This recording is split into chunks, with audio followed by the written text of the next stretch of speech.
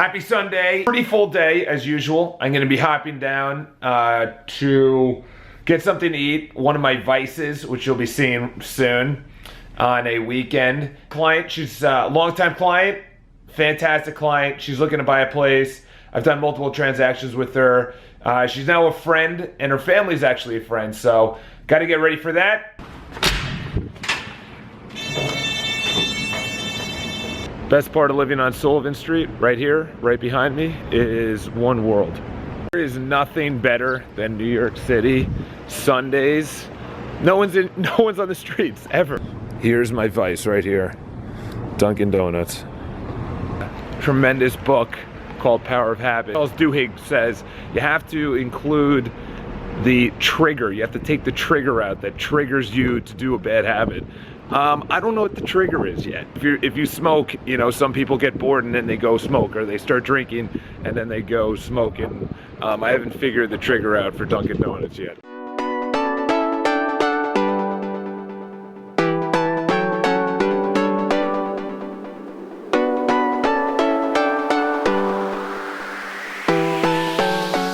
The reason that the fallout is so extreme in real estate, it's 6 months. Most people do not make it. Over 50% of the people that get their real estate license within 6 months are out of the industry.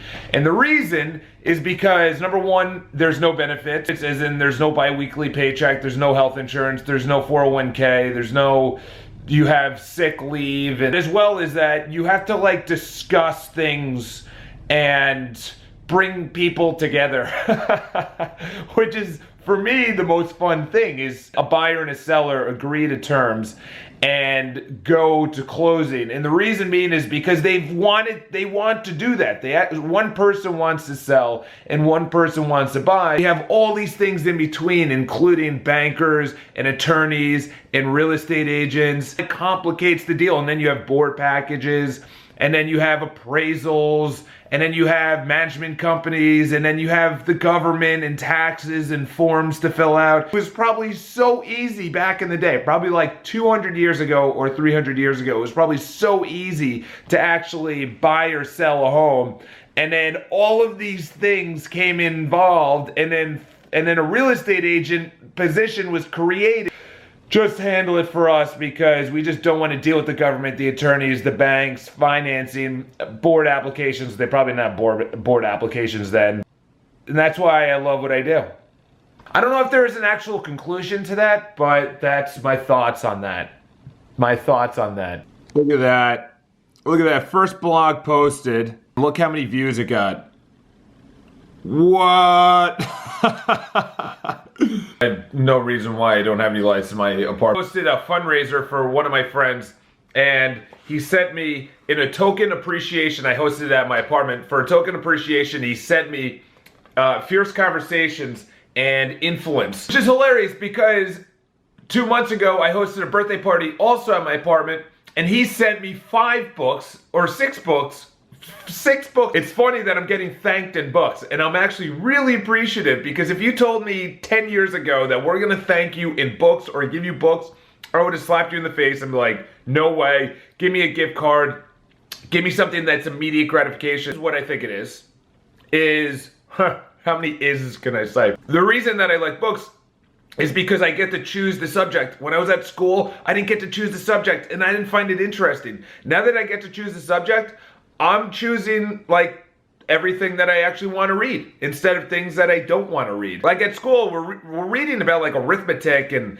like all these things that don't really mean anything. And then you come out in the real world and there's something called health, personal finance, and credit score, and saving money, and jobs, and management, and public speaking, and marketing, and sales, and leadership, and influencing. I didn't read about any of this. So that's why you have all those books, is for those reasons, is to cover the subjects that I did not read in school. Especially last night, I didn't dock my city bike properly.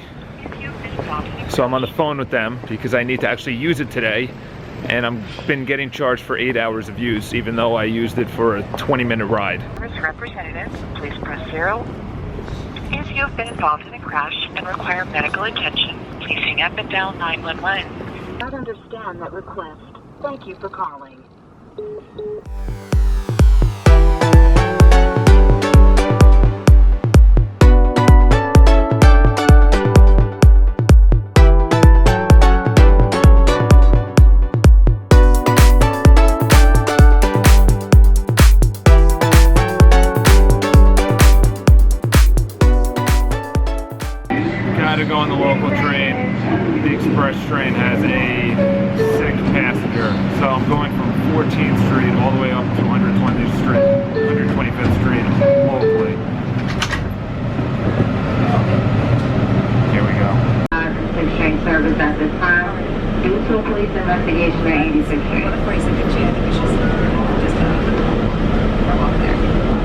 train investigation. I gotta get out of this subway and take the bus, which is probably gonna make me late for the first open house because there's no trains running from 42nd to 125th. It's time to take the bus, or a cab, or city bike, or walk. Anywhere to get there now.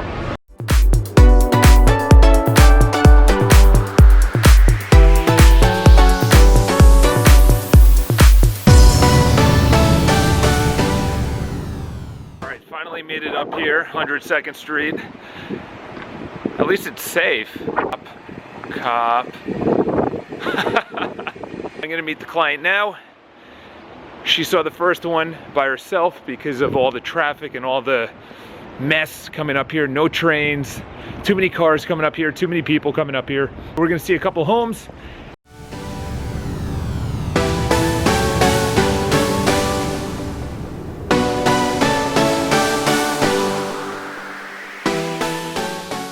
Went well. Gonna be hopping down to buddy's place in Soho and then maybe watching some of the football games. Jets won. 3-1. Was not calling this, that the Jets were actually gonna be doing well. And this may be our train.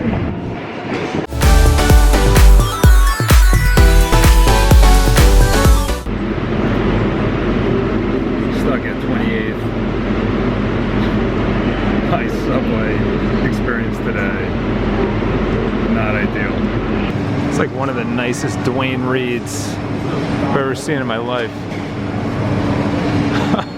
It's like chandeliers in here, high ceilings, elevator. Now it's time to watch some football games. Casey Neistat is clearly my inspiration for doing these daily vlogs, and he says it all the time. He says, New York City is literally, regardless of what corner you turn down, is perfect for a movie set. This building right here is literally one of the most beautiful in New York City. It is, look at this thing. Absolutely stunning. And you go all the way to the top, just the details that they have of the building.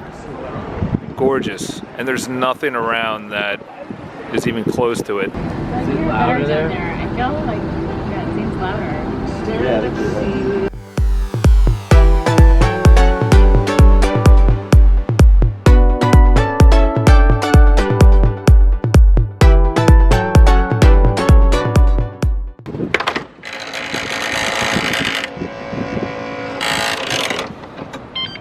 Yay!